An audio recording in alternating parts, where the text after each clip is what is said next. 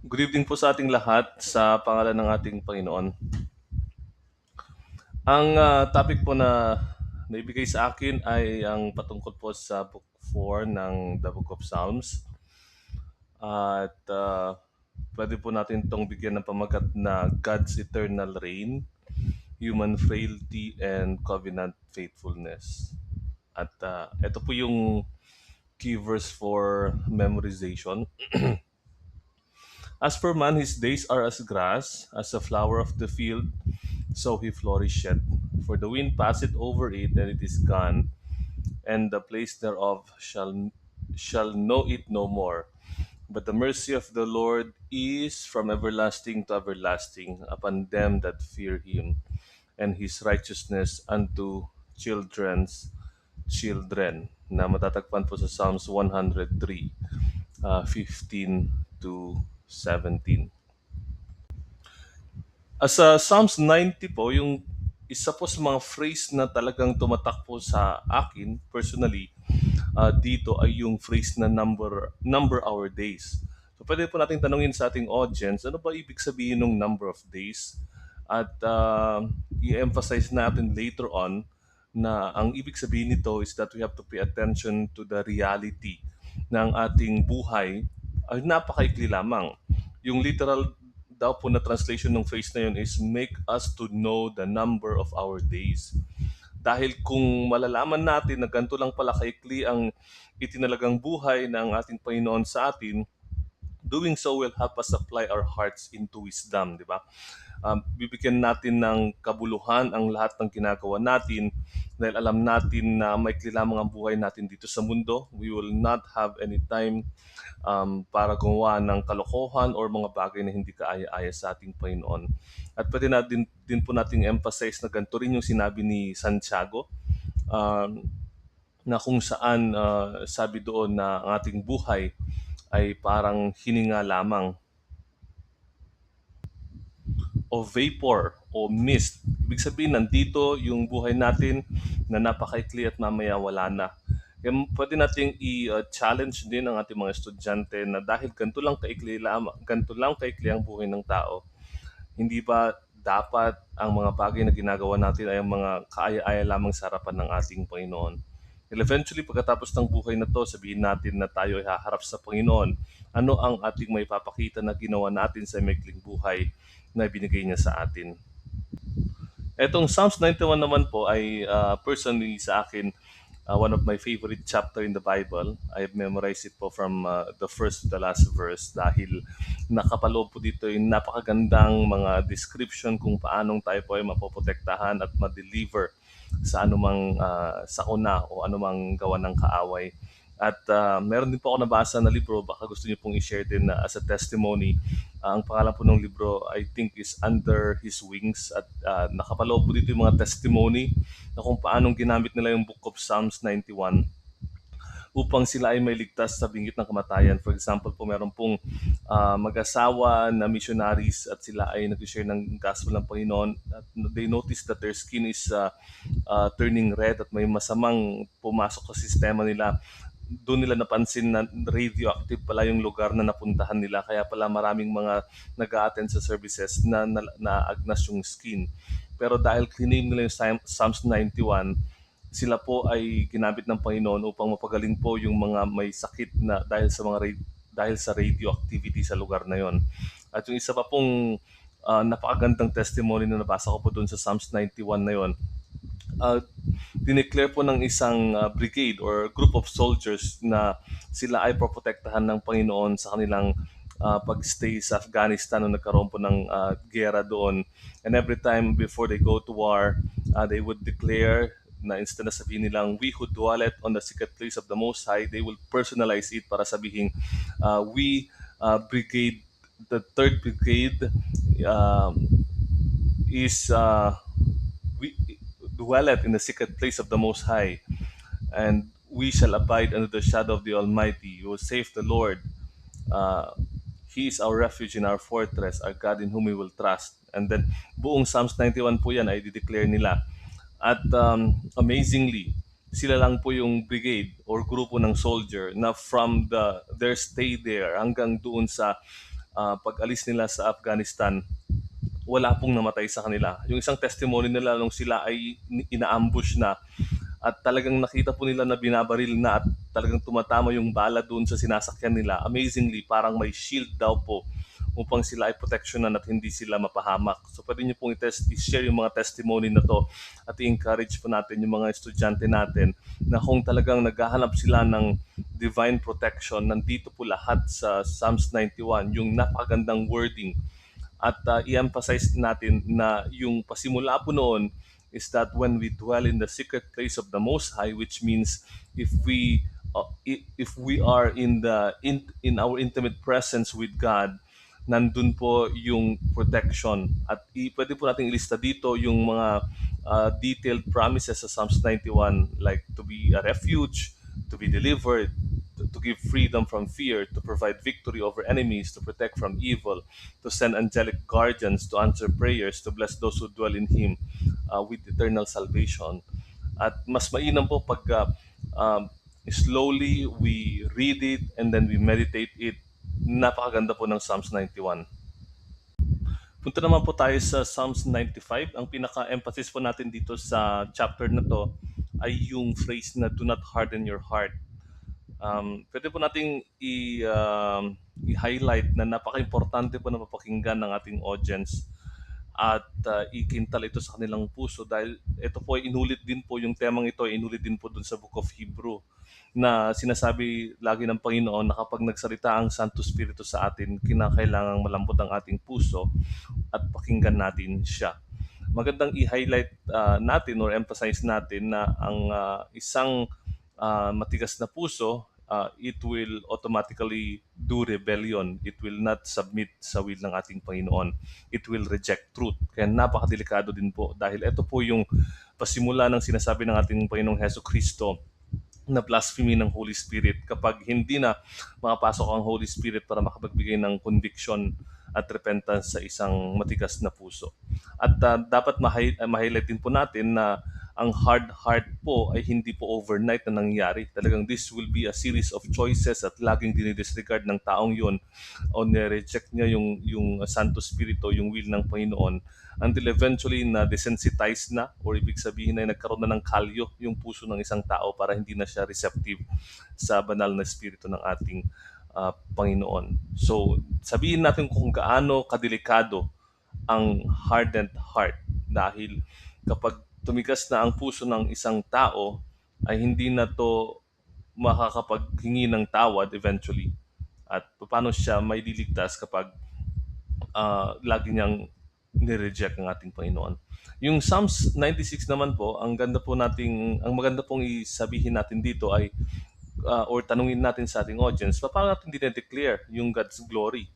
Um, Even if we are alone, actually we can declare God's glory, di ba? Pwede mong kausapin ng Panginoon at pagpasalamat sa Kanya na, Lord, maraming salamat sa buhay na binigay mo, maraming salamat sa kalakasan, maraming salamat sa wisdom, purihin ka Panginoon dahil may trabaho ako, purihin ka Panginoon dahil meron akong maayos na tirahan, meron akong loving na pamilya, purihin ka Panginoon dahil maayos ang kalusugan ng aking mga anak. So ibig sabihin, this is how we enumerate ang countless blessing ng ating Panginoon.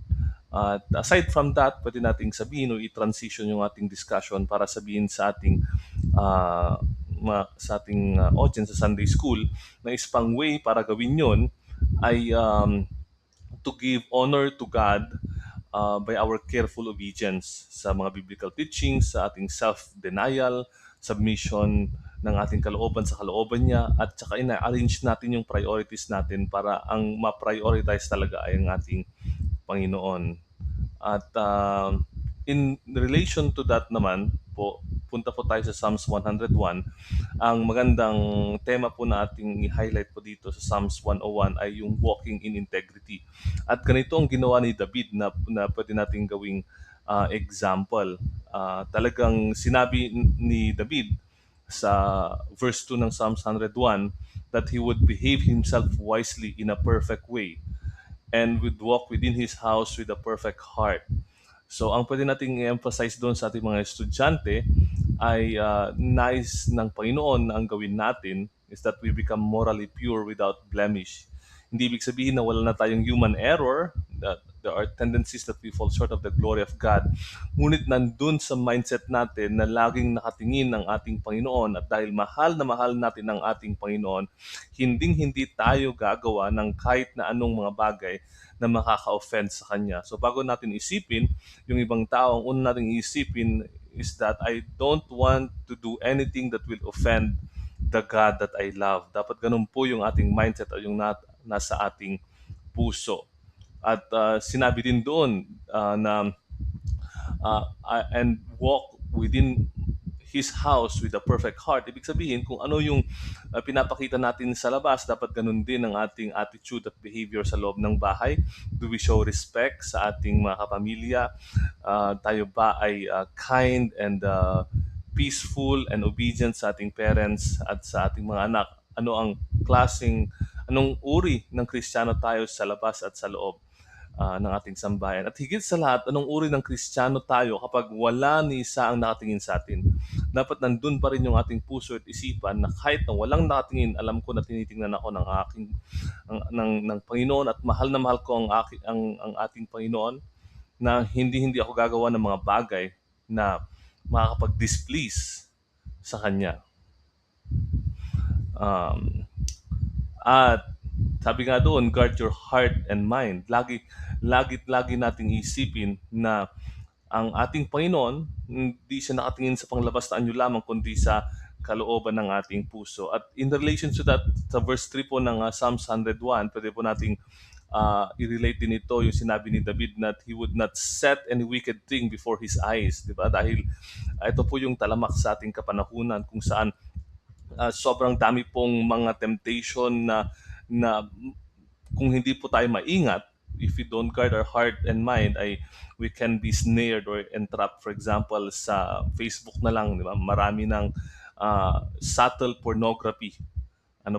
Kaya mag-ingat po tayo sa social media, at hangga't maari ay magbabad po tayo sa salita ng Panginoon at hindi sa social media. Pwede mo nating emphasize yung sinabi ni Charles Spurgeon patungkol sa verse na to, na sabi niya, siya mismo, ito po yung kanyang reaksyon. Sabi niya, I will neither delight in it, in evil, aim at it, endure it. If I have wickedness brought before me by others, I will turn away from it. I will not gaze upon it with pleasure. Ibig sabihin, ganun na lang ang ating resistance sa masama. Wala tayong gusto na anuman. We don't want to be involved. We don't want to do anything. At we don't want any offering from the kingdom of darkness, that we are completely tayo nakapagpasakop sa kingdom ng ating Panginoong Heso Kristo.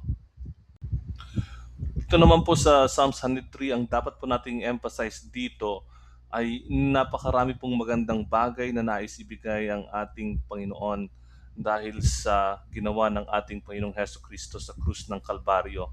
There are tendencies kasi that we quote-unquote underrate the grace of God. Pero pag binasa natin ito, i-emphasize natin sa ating audience, ito yung dahilan kung bakit kinakailangan nating magpuri, magpasalamat, at tumawag lagi sa Panginoon, dahil sabi doon, gusto niya na mapatawad ang lahat ng ating mga kasalanan. Gusto niya na mapagaling ang lahat ng ating mga karamdaman. Gusto niya na i-redeem tayo from destruction. Gusto niya na the Lord would crown us with His loving kindness and tender mercies. At gusto niya na masatisfy tayo, who satisfied our mouth with good things, so that our strength is renewed like an eagle. So ibig sabihin, kapag ganito yung sinasabi ng salita ng Panginoon, there's so much grace available, there's so much blessing available. Although we don't deserve it, we know it, we know that we are undeserving, pero dahil sa grace ng Panginoon, biyaya ng ating Panginoon, doon sa sacrifice ni Jesus Christ, ang gandang pagbulay-bulayan natin at i-meditate natin na kahit anong kasalanan, patatawarin ng Panginoon, anong karamdaman, pwede kong ilapit sa ating Panginoon. Gano'n man kahirap ang aking buhay, I know that the Lord will redeem me. Gano'n man na ako nangihina ngayon, the Lord will satisfy my mouth with good things, so that I will be strengthened like an eagle. So, maganda po na i-strengthen natin. Ito po ay nakaka-encourage sa ating mga audience kapag na-realize nila na sobra-sobra ang biyaya ng ating Panginoon, gaya din ng sinabi ni Pablo sa 2 Corinthians chapter 9 po, nung sabi niya na, that He will make all grace abound toward us, so that always, with all sufficiency, in all things, we may abound in every good work. At doon naman po sa Psalms 105, ang i-emphasize po natin doon na phrase ay yung not only seeking the hand of God but seeking His face. Kasi pag sinabi natin seeking the hand of God, ibig sabihin is we are asking for help through His mighty hand.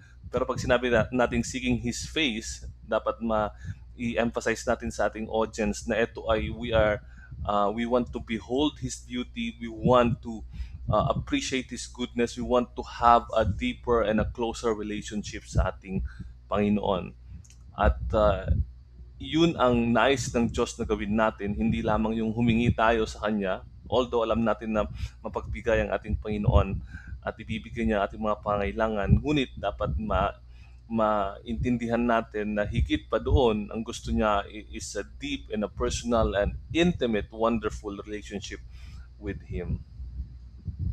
And before we end, pwede nating bigyan ng practical application yung ating lesson na through these chapters of the book of Psalms, we are reminded that we must live wisely, na dapat na magtiwala tayo sa protection ng ating Panginoon, that we will worship Him sincerely, we have to walk in integrity, and we will seek God's face, God's presence daily. At in closing, pwede nating bigyan ng isang statement para may tatak sa puso ng ating audience na life is truly temporary. Ngunit ang ating Panginoon, He reigns forever, His mercy is forever, and His faithfulness is eternal. Kung ganun nga na maikli ang ating buhay, ngunit ang Panginoon, nandun lahat ng pagpapala sa Kanya, magpasawalang hanggan, sabihin natin, ulitin natin na dapat huwag tayong magsayang ng anumang segundo. To make every moment precious sa harapan ng ating Panginoon, that we always have a constant communion, relationship, fellowship sa Kanya, laging nagpapasalamat, laging kinakausap siya, laging hinahanap ang Kanyang presensya. Huwag nating sayangin ang ating maikling buhay. Siguraduhin natin that every moment count, dahil ang lahat ng mga bagay na to na para sa Panginoon is all worth it pagdating ng panahon na makita natin siya ng mukhaan. Yun po yung topic na naibigay sa akin about Book 4 ng Psalms. God bless po sa ating lahat.